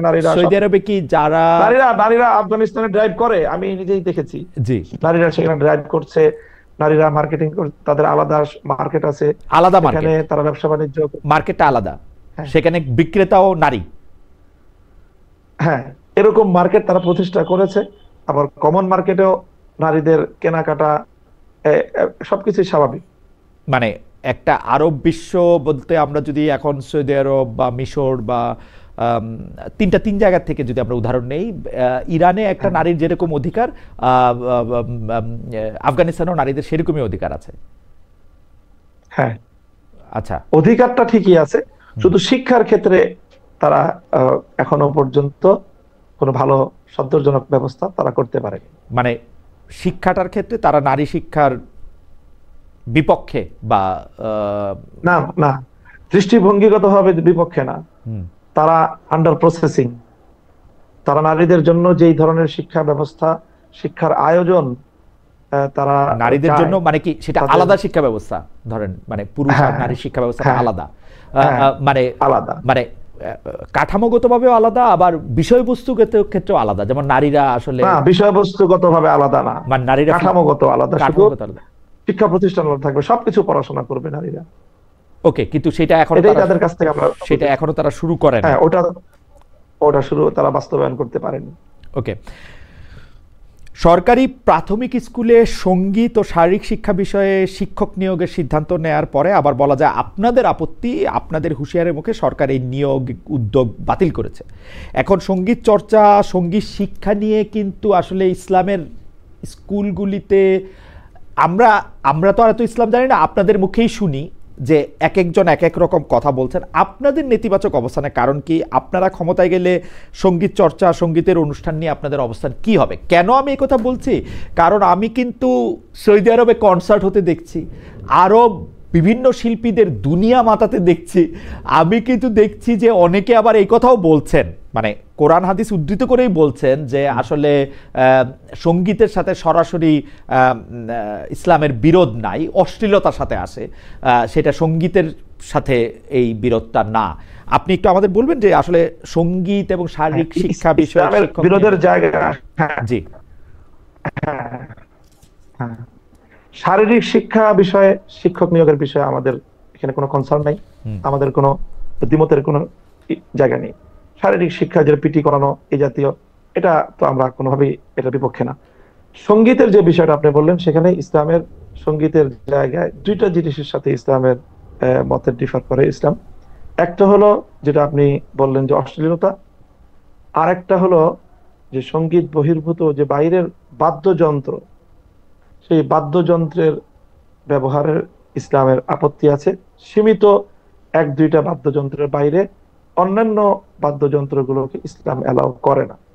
এছাড়া ওই সেই বাদ্যযন্ত্রগুলো বাদে যদি শুধু গান হয়, সেই গান যেটা আমরাও গাই, আমাদের ছেলেরাও গায়, ব্যাপক আমাদের অনেক শিল্পী গোষ্ঠী আছে তারা গাচ্ছে, সেটার সাথে আমাদের তো মত পার্থক্যের কোনো জায়গা নেই। তার মানে আপনারা সঙ্গীত শিক্ষকের নিয়োগের ক্ষেত্রে স্কুলে, প্রাথমিক স্কুলে সঙ্গীত শিক্ষকের নিয়োগের ক্ষেত্রে আপনারা যে আপত্তিটা, সেটা আমরা বিরোধিতা করেছি অন্য কারণে। সেটা আপত্তির যা কারণের জায়গা হলো যে সেখানে দেখা যাবে যে নাচ গান সহ একটা ব্যাপক আয়োজনের যে ব্যবস্থাপনা, আমরা মনে করি যে বাংলাদেশের মতো এই ধরনের একটা প্রাথমিক শিক্ষাঙ্গনে এই নাচ গান সহ নানা রকমের যে অনইসলামিক সংস্কৃতি চর্চার একটা আখড়া হবে সেটা, এবং শিশুকাল থেকেই আমাদের বাচ্চাদেরকে অনইসলামিক সংস্কৃতির দিকে জোরপূর্বক তাদেরকে সেদিকে ঠেলে দেওয়া হবে। এই অধিকার রাষ্ট্রের নাই যে একটা বাচ্চাকে অনইসলামিক সংস্কৃতির দিকে তাকে ঠেলে দিবে। আপনি কি মনে করেন, দেখবেন ক্লাস 8 এর যে বইগুলো আছে, ক্লাস 8 এর যে বই, অন্যান্য যে সঙ্গীতের বইগুলি ছাপিয়েছে, সম্পূর্ণ একেবারে মনে হয় সে বইয়ের প্রচ্ছদ দেখলেই মনে হয় যে এটা একটা হিন্দুত্ববাদী রাষ্ট্রের একটা সরকারি বা তাদের হিন্দুত্ববাদী কোনো বই হবে। সেখানে বিভিন্ন মূর্তির, তাদের যে উপাস্য, তার ছবি টবি ইত্যাদি এগুলো দিয়ে তারপরে সেই আপনার সঙ্গীতের বই রচনা করা হয়েছে। আপনি কি মনে করেন সেই জায়গাটা থেকে আমাদের কনসার্ন? আপনি মনে করেন যে বাংলাদেশে ইসলামী সংস্কৃতি বা যেই সংস্কৃতি ইসলাম আসলে পারমিট করে না, বা আপনার মনে করেন যে ইসলামের সংস্কৃতিও তো নানা ধরনের নানা ব্যাখ্যা আছে, সেই সংস্কৃতি বাংলাদেশে থাকতে পারবে না, ওরকম আপনি মনে করেন? আমি মনে করি যে যেগুলো নিয়ে মত পার্থক্য আছে সেটা নিয়ে আমি রাষ্ট্রের উপর সেগুলো আমি চাপাতে চাই না। আমার সাথে হয়তো যারা সুন্নি বা যারা আমরা মনে করি, আমাদেরকে যারা দেওবন্দি বলে, সুন্নি আছে, আহলে হাদিস আছে, বিভিন্ন স্কুল অফ থট আমরা ফলো করি, সম্মিলিত সকলের ঐক্যমতের যে জায়গাগুলো আছে, সেই জায়গাগুলো বাংলাদেশে মুসলিমের সভ্যতার উপর, মুসলিম ঐতিহ্যের উপর সম্মিলিত এবং ঐক্যমতের কোন ঐতিহ্যের উপর আঘাত এটা করতে দেওয়া যাবে না। মানে মুশকিলটা কি, যে তাহলে তো আমাদের মানে আমার মুশকিলটা আমাকে যে ধরেন যে এইটা তো যখন কিছু কিছু বিষয়ে আমরা এরকম একমত শুনি, যেমন ধরেন ফেসবুকে আমরা যে বিভিন্ন বিষয়ে আলোচনায় অংশগ্রহণ করতেছি, মতামত দিতেছি, গালাগালি করতেছি, একজন আরেকজনকে কাফের বলতেছি, আমি আলেম সমাজের কথাই বলতেছি, তারা কাফের বলতেছি। আমরা ওয়াজের ময়দানে কোনো ভারতীয়, আমি নাম ভুলে গেলাম, ভারতীয় একজন নায়িকার কথা আমরা বলতেছি, পরে আবার এটাতে ফেরত আসতেছি, আমরা বিভিন্ন ধরনের রসিকতা করতেছি, আদি রসাত্মক কথা বলতেছি, ওগুলি ওগুলি বন্ধ করার ব্যাপারে তো আপনাদের একটা কড়া অবস্থানকে আমরা আসলে দেখি। হ্যাঁ, না না, এটা এটা খালিদ ভাই আপনি ভুল বললেন আমি মনে করি। যে এই সকল বিষয়ে সবচেয়ে যাদেরই এই ধরনের স্লিপিং হয় বা যাদেরই এই ধরনের ভুল হয়, সেই বিষয়ে আমাদের অঙ্গন থেকে সবচেয়ে বেশি প্রতিবাদ হয় এবং এবং আমাদের চাপের কাছেই আপনি যেটা বললেন না যে আবার ভুল স্বীকার করলো, এই ভুল স্বীকার কিন্তু আমাদের অঙ্গন থেকে এই জাতীয় ভুলের প্রতিবাদের কারণেই ভুল স্বীকারটা করা হয়। আচ্ছা, মানে আপনাদের সেই প্রতিবাদটা আমরা আসলে খুব প্রকাশ্যে দেখি না, কারণ আমরা দেখি কি যে ধরেন একজন বক্তা তিনি এত এত এত এত নিষ্ঠুরভাবে মানে আরেকটা গোষ্ঠীকে এমনভাবে আক্রমণ করতেছেন যে আসলে ধরা যাক, আপনি এগুলো আসলে খুব ভালো করেই জানেন যে ধরেন যে 12ই রবিউল আউয়াল আসলে পালন করা হবে কি হবে না, মিলাদুন্নবী থাকবে কি থাকবে না, এগুলির ক্ষেত্রে তো একটা গোষ্ঠীগত জায়গা থেকে আরেকটা গোষ্ঠীকে এমনভাবে আক্রমণ করা হয় যে মানে আমাদের আসলে মানে প্রথমেই বলে নেওয়া হয় যে উমুক হচ্ছে কাফের এবং উনিও একজন আলেম। এখন আমরা কোন দিকে যাব আসলে? না না, কোন দিকে যাব, আপনি যেভাবে অসহায়ত্ব প্রকাশ করতেছেন বিষয়টা এমন না। এখানে বাংলাদেশের যারা নেতৃস্থানীয় আলেম সমাজ, যারা প্রতিনিধিত্বশীল আলেম, তাদের পক্ষ থেকে কিন্তু এই বিষয়ে একটা চমৎকার ভারসাম্যপূর্ণ দিক নির্দেশনা আছে, আমাদের বক্তব্য আছে এবং আমরা সকলেই প্রতিনিধিত্বশীল আলেমগণ এই ক্ষেত্রে আমি মনে করি যে অঙ্গনে এমন কোন বিরোধ আমাদের বাংলাদেশে নেই যেটা নিয়ে এরকম চরম পর্যায়ের তৈরি হয়। তার একান্তই দুর্বল, তাদের ভুল বলবো। আচ্ছা, আমি একটা বিষয় শুধু আপনার একটু দিক নির্দেশনা চাই শিক্ষক হিসেবে, সেটা হচ্ছে যে আপনি কি মনে করেন যে একটা ইসলামী জলসায় আরেকটা ধর্মকে আক্রমণ করে বা ওই ধর্মের বিভিন্ন সাংস্কৃতিক চর্চাকে আক্রমণ করে কথা বলা কি উচিত আসলে, বা এটা কি ঠিক আছে? আপনি কি মনে করেন? এখানে আমি বলি একটা হলো কম্পারেটিভ রিলিজিয়াস ডিসকাশন, এটা একটা তো গুরুত্বপূর্ণ আলোচনা, এটা তো আলোচনা করতেই হবে। আমি আমার ধর্মকে শ্রেষ্ঠ জ্ঞান করি, আমার ধর্ম কেন শ্রেষ্ঠ, তো সেটা তো আমাকে প্রমাণের আলোকে, যুক্তির আলোকে মানুষকে বলতে হবে। হ্যাঁ, সেটা বলতে গিয়ে অবশ্যই ইসলামের যে নির্দেশনা আছে সেক্ষেত্রে অন্যদের সম্মানের প্রতি লক্ষ্য রাখা, অন্য ধর্মের বিরুদ্ধে কটাক্ষ না করা, সেই মূলনীতিগুলো তো আমাকে অবশ্যই অনুসরণ করতে হবে। সেটা যদি কেউ অনুসরণ না করে তাহলে তো সে ইসলামের নির্দেশনা সে অনুসরণ করলো না, তার বক্তব্য ইসলামী হলো কিভাবে? সাহেব, কম্পারেটিভ রিলিজিয়াস ডিসকাশনের কথা আপনি বলতেছেন, আপনি যখন ওয়াজের মাঠে 2 লাখ মানুষের সামনে কথা বলেন, আপনার মনে কি কখনো এই সন্দেহ হয় যে এদের কেউ কেউ আসলে ইসলাম ধর্মের চেয়ে অন্য ধর্মের প্রতি বেশি ঝুঁকে যাচ্ছে, সেই জন্য আপনার কম্পারেটিভ রিলিজিয়ানটা আনতে হবে আমার ধর্মটাকে সর্বশ্রেষ্ঠ করার জন্য, বলার জন্য? না, আমার ধর্মের অনেক বিধান আছে, যে বিধানের শ্রেষ্ঠত্বের ব্যাপারে এখানে অনেক মানুষেরই তাদের ধারণা নেই, যার কারণে তারা ধর্মের অনেক আসপেক্টকে তারা ঠিক সেইভাবে ধারণ করে না। তো সেই বিষয়গুলি মানুষের বিশ্বাসকে সুপরিশুদ্ধ করা, ইসলামের প্রতিটি ক্ষেত্রের বিধানকে নিজের জীবনে ধারণ করা, বিশ্বাসে ধারণ করা, কর্মে ধারণ করা, তারপরে সেটা প্র্যাকটিস এবং বাস্তবায়ন করার ক্ষেত্রে সেটার জন্য চেষ্টা করা, এই জাতীয় বিষয়গুলো আছে না। সেই জন্য কি আরেকটা ধর্মকে ছোট করাটা দরকার? মানে আমি তো সেটাকে আগেই করে আসলাম, বলে আসলাম যে কোন ধর্মকে ছোট করার প্রশ্ন এখানে নাই। গালাগালি পর্যন্ত করা হয়, বিশ্লেষণ এগুলো তো গালাগালি করাটা এটা একজন ব্যক্তির অসৌজন্যতা, গালাগালি করাটা, কাউকে কটাক্ষ করাটা, এটা ইসলামের নির্দেশনার বাইরে কেউ করলো সেটার দায় তার নিজের, এটা সামগ্রিকভাবে আলেম সমাজের দায় নেবে না। আপনি কাবুল থেকে ফেরার পর আপনার একজন ছাত্র আপনাকে কিছু প্রশ্ন করেছেন, আমি আপনার ছাত্রের কথা আপনাকে বলি, আপনাকে শিক্ষক সম্বোধন করে তিনি বলছেন আফগানে, মানে আপনি কাবুল থেকে ফেরার পরে তিনি বলছেন আফগানে ভিন্ন মতের কোনো জায়গা নেই, বাংলাদেশের শারিয়াতে ভিন্ন মত কি জায়গা পাবে? ধরে নেওয়া যাক দেওবন্দ ব্যাখ্যার শারিয়া কায়েম হলো, সেই ব্যাখ্যার বাইরে ধর্মের অন্য কোনো চিন্তা, চর্চা, বোঝাপড়া কি সেই শারিয়া শাসনে জায়গা পাবে? যদি পায়, কোন মর্মে পাবে? কারণ ব্যাখ্যার উপরে গিয়ে শারিয়া যখন প্রতিষ্ঠা পাবে সেটা তো ধ্রুব হয়ে উঠতে হবে, নতুবা অন্য কোনো ধ্রুব তার জায়গা দখল করে নেবে। ফলে অভ্যন্তরীণ নানা শারিয়া চিন্তাকেই আগে রদ করতে হবে। সেই রদটা কি করবে বাংলাদেশের শারিয়া? শায়েক, আপনি যদি বলেন, এটা আপনার একজন ছাত্র, হ্যাঁ, উনি বুঝতে পারছি। জি জি, বলি। আমার শিক্ষক মামুনুল হকের কাছে কয়েকটি প্রশ্ন। জি জি জি আমরা মনে হয় খুব বেশি আলোচনা দীর্ঘায়িত করতে পারছি না খালিদ ভাই। জি তো আমি এই বিষয়ে যেটা বলবো সেটা হলো যে আসলে শরিয়াকে প্র্যাকটিস করার যে দাবি বা এটার যে প্রয়োজনীয়তা, এটা আজকে নতুন না।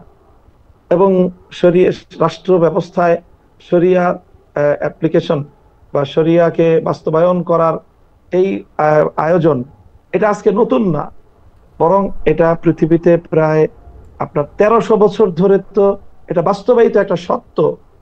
তো তখন ইসলামী শরিয়া কিভাবে অ্যাপ্লিকেশন হয়েছে, সেটার কি কোনো মডেল বা তার ইতিহাস আমরা জানি না। তো এটার প্রত্যেকটারই বাস্তবতা আছে। শরিয়ার, আমি তো বললাম যে শরিয়া বাস্তবায়নের সুনির্দিষ্ট কিছু জায়গা আছে যেখানে একটা কংক্রিট একটা মতামতকে অনুসরণ করা হয়, সেটা হলো জাস্ট শুধুমাত্র বিচারিক আদালতের ক্ষেত্রে। আর এছাড়া ইসলামকে অনুসরণ করার শরিয়া অথবা ফিকহের, যদি শরিয়া বলে যদি ফিকহ বোঝানো হয়ে থাকে, তাহলে ফিকহের যতগুলো গ্রহণযোগ্য মতবাদ আছে সবগুলো মতবাদকে ধারণ করেই একটা ইসলামী শাসন ব্যবস্থা, খেলাফত ব্যবস্থা পৃথিবীতে 1300 বছর পর্যন্ত চলেছে। এটা আজকে নতুন প্রশ্ন হিসেবে উত্থাপন করাটা আমি মনে করি ইতিহাস সম্পর্কে এটা সঠিক না জানা থাকার কারণ। মামুন ভাই, আপনি আমাদের আর কতক্ষণ সময় দিতে পারবেন? আমরা যদি একটু জানা থাকে তাহলে আমরা একটু আর কতক্ষণ? না, আমি আর আমার সময় তো আসলে 10টা পর্যন্ত ছিল। জি জি ছিল, মানে আপনি কি আর 5-7 মিনিট থাকতে পারবেন আমাদের সঙ্গে? 5 মিনিট। জি 5 মিনিট। আমি একটু বলি যে আমাদের একজন দর্শক, উনি বলছেন, সাইফুল ইসলাম ওনার নাম, নাস্তিক খালেদ কোন আলেম অন্য ধর্মের লোকদের গালি দিছে, প্রমাণ দে। উদ্দেশ্যমূলক প্রশ্ন। আপনি বুঝতেই পারতেছেন যে কিভাবে আসলে গালাগালিগুলি হয়। যাই হোক, আমি এটা নিয়ে কথা বাড়াতে চাই না। আমি আপনার কাছে প্রশ্ন যেটি করতে চাই যে জামাতে ইসলামী সহ আপনারা নির্বাচনী জোটের উদ্যোগ নিয়েছিলেন, এখন আমরা শুনছি জোটের বদলে আপনারা প্রার্থীভিত্তিক সমঝোতা করবেন। এদিকে জামাতে ইসলামী কিন্তু মোটামুটিভাবে 300 আসনে নিজেদের প্রার্থী নির্ধারণ করে রেখেছে। এইটার ক্ষেত্রে আপনারা আসলে প্রার্থীভিত্তিক সমঝোতাটা কিভাবে করবেন? জামাতের সাথে জোট গঠন করার উদ্যোগ আমরা কখনোই নেই, বরং আমরা বাংলাদেশ খেলাফত মজলিসের পক্ষ থেকে ইতিমধ্যে 268টা আসনে আমরা আমাদের প্রার্থী তালিকা চূড়ান্ত করেছি। অবশিষ্ট 32টা আসনেও আমাদের একাধিক প্রার্থীর মধ্য থেকে আমরা বাছাই কার্যক্রম চূড়ান্ত করতে পারিনি বলে ঘোষণা করা হয়নি। 300 আসনে আমাদেরও নির্বাচন করার প্রস্তুতি সম্পূর্ণ আছে। তো সেই জায়গাটা থেকে এমন একটা আলোচনা চলছে যে হয়তো আসন ভিত্তিক কোনো একটা সমঝোতা হতে পারে, যে যে আসনে এক দলের প্রার্থী থাকবে সেই আসনে অন্যান্য দলগুলো প্রার্থী দিবে না, এরকম একটা সমঝোতা হওয়ার আলোচনা আছে, সম্ভাবনা আছে। সেই ক্ষেত্রে সেটা আসলে কতগুলো আসনে শেষ পর্যন্ত এই সমঝোতা গিয়ে দাঁড়াবে এটা তো সময়ই বলে দিবে। এখনো আমরা আগাম চূড়ান্ত কোনো কথা বলতে পারছি না। মাওলানা মামুনুল হক, বিএনপির সাথে আপনাদের দূরত্ব বা জামায়াতে ইসলামের কি একটা দূরত্ব সৃষ্টি হয়েছে 5 আগস্টের পরে? এই দূরত্বের আসলে কারণ কি? মানে একটা সময় আমরা দেখেছি যে বিএনপির সাথে আসলে জামায়াতে ইসলামের সম্পর্ক বা আপনাদের সম্পর্ক একটু অন্যরকম ছিল, এখন আবার দেখছি একটু অন্যরকম। এর কারণটা কি আসলে? বিএনপির সাথে ইসলামী বেশিরভাগ সংগঠনগুলোর একটা দূরত্বের বড় কারণ হলো সাধারণত আমরা যারা বাংলাদেশে ইসলামপন্থী রাজনীতি করি, আমাদের অতীতের স্বাধীনতা পরবর্তী সময়টায় সবসময় আমাদেরকে একটা রক্ষণাত্মক রাজনীতি করতে হয়েছে। অর্থাৎ নৌকা ঠাকাও, আওয়ামী লীগ চলে আসলে আমাদের উপর ব্যাপক ক্র্যাকডাউন হবে, এই সকল আশঙ্কার জায়গা থেকে আমরা তখন বিএনপি এবং ধানের শীষকে নিজেদের জন্য নিরাপদ জায়গা মনে করে আমরা তখন একদিকে ঝুঁকে পড়তাম এবং ইসলামপন্থীরা ঝুঁকে পড়তো যে আমরা আলাদা ভাবে নির্বাচন করতে গেলে বিএনপির সাথে ভোট ভাগাভাগি হয়ে শেষ পর্যন্ত দেখা যাবে যে আওয়ামী লীগ এবং নৌকা এটা ক্ষমতায় চলে আসবে, পাশ করবে। তো সেই আশঙ্কার জায়গা এবার নেই। তো এবার না থাকার কারণে এখন বিএনপির যে নির্বাচনী ইশতেহার বা তাদের যে নির্বাচনী এজেন্ডা, সেখানে তো ইসলামকে কেন্দ্র করে খুব আমাদেরকে আশাবাদী করার মতো, আশ্বস্ত করার মতো তেমন কোনো এজেন্ডা নাই। যার কারণে এখন আমরা মনে করি তাহলে সেই ক্ষেত্রে আমরা কেন বা কোন যুক্তিতে আমরা এখন এই পরিস্থিতিতে বিএনপির সাথে নির্বাচন করব। এই জায়গাটা বড় ধরনের আমি মনে করি নতুন একটা সিচুয়েশন, যেটা বিগত সকল নির্বাচন থেকে একটা ভিন্নতা তৈরি করেছে। এই ভিন্নতার কারণেই মূলত এবার মনে হচ্ছে যে বিএনপির সাথে আমাদের এই দূরত্বের জায়গা। আপনার 5 মিনিটের 3 মিনিট আছে। আমার দুটি শেষ প্রশ্ন। একটি প্রশ্ন হচ্ছে এনসিপি যে নতুন রাজনৈতিক দল, তাদের আপনি আসলে কিভাবে মূল্যায়ন করেন? আর শেষ প্রশ্নটি অবশ্যই বর্তমান সরকারকে নিয়ে, এনসিপির কথা যদি বলেন আমাদের 1 মিনিটে। এনসিপি সম্পর্কে আমার মূল্যায়ন হলো যে এনসিপির আগমনের মধ্য দিয়ে বাংলাদেশের রাজনীতিতে একটা দারুণ সম্ভাবনার দুয়ার খুলেছে। সেটা হলো আওয়ামী লীগ এবং বিএনপি যে রাজনীতি করে, সেই রাজনীতিতে মেধাভিত্তিক তারুণ্যের কোনো অংশগ্রহণ নেই, বরং তারে সম্পূর্ণ একটা পেশিশক্তি নির্ভর এবং কালো টাকা নির্ভর এক ধরনের দুর্বৃত্তায়নের রাজনীতির মধ্যেই আমাদের বাংলাদেশের রাজনীতি চলে গিয়েছে। সেই জায়গাটা থেকে এনসিপির মাধ্যমে তরুণ, মেধাবী, সম্ভাবনাময় দেশের জন্য একটা নতুন সম্ভাবনা নিয়ে তারা রাজনীতিতে এসেছে। আমি এই জন্য তাদেরকে স্বাগত জানাই এবং আমি মনে করি তাদের এই পথে স্ট্রাগল করা দরকার, এই পথে তাদের অটল থাকা উচিত। সহসাই এতে তাদের রাজনৈতিকভাবে বড় কোনো প্রাপ্তি না থাকলেও তারা যদি দৃঢ়তার সাথে পথ চলতে পারে, তাহলে তাদের দলেরও বিকাশ ঘটবে এবং এই নতুন যে সম্ভাবনা তৈরি হয়েছে, এই সম্ভাবনাটাও এর চাপে পড়ে আওয়ামী লীগ এবং বিএনপিকেও বা বিএনপির মতো বড় বড় রাজনৈতিক দলগুলোকেও এই পেশি শক্তি এবং টাকার শক্তি থেকে বের হয়ে এসে যোগ্যতা এবং মেধার দিকে তাদেরকে ধাবিত। আপনাদের সাথে জোট হওয়ার কোনো সম্ভাবনা আছে কিনা, কোনো কথাবার্তা চলছে কিনা? আমরা মনে করি যে এনসিপির যে রাজনৈতিক যে মিশন, তারা যে জুলাই সনদের যে স্পিরিটকে তারা ধারণ করে, সেই জায়গা থেকে কোনো না কোনো এক জায়গায় আমাদের সাথে একটা বোঝাপড়া হওয়া ছাড়া এনসিপিরও কোনো আমি মনে করি তাদের রাজনৈতিক যে মিশন সেটা বাস্তবায়নের কোনো সুযোগ নেই। আমরা জুলাই সনদকে, জুলাই স্পিরিটকেই আগামীর বাংলাদেশে বাস্তবায়ন করার প্রতিজ্ঞা নিয়ে আমরা রাজনীতি করতেছি। এনসিপি তো এটা অস্তিত্বের প্রশ্ন। ওকে, এনসিপির অস্তিত্বের প্রশ্ন। আমার শেষ প্রশ্ন আপনার, আপনি আসলে নির্ধারিত সময়ের চেয়ে আরেকটু বেশি সময় দিয়েছেন। আপনি ডক্টর মোহাম্মদ ইউনূসের এই যে সরকার 5ই আগস্টের পরে 8ই আগস্ট গঠিত হওয়ার পরে এখন পর্যন্ত আজকে একটি ভাষণও দেওয়া হলো, আপনি কিভাবে মূল্যায়ন করেন তাদের? তারা ঠিক কাজ করেছে, ঠিক পথে ছিল, ভালো কাজ করেছে, খারাপ করেছে? আপনি যদি একটু নম্বরও দেন। আমি মনে করি যে যথেষ্ট দুর্বল একটা সরকার, দুর্বল সরকার হওয়া, দুর্বল সরকার হওয়ার কারণে নতজানু একটা সঠিক সেই সম্ভাবনাটাকে কাজে লাগাতে পারে নাই। কারণ এই সরকারের মধ্যে রাজনীতিবিদ এর সংকট রয়েছে, বিভিন্ন এনজিও নির্ভর সরকার যেটাকে